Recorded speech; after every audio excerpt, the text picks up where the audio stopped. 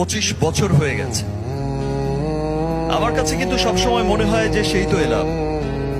Inter first ইয়ারে পড়ি, মাত্র ভর্তি হয়েছি। দেখতে শুনতে হয়তো একটু ভালোই ছিলাম। একটা সিনেমার অফার পেলাম, বললো 3 মাস সময় লাগবে, 3 মাসে সিনেমা শেষ হয়ে যাবে। 3 মাসের জন্য বাড়ি থেকে এলাম, আর ফিরে যাওয়া হলো। 25 বছর পার হয়ে গেছে।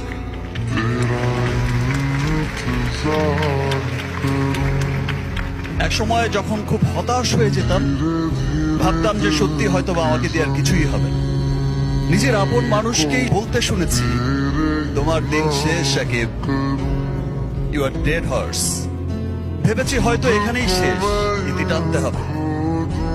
আবার ভেবেছি যাওয়ার আগে একটা ট্রাই করেছি, না হলে চলে যাবো।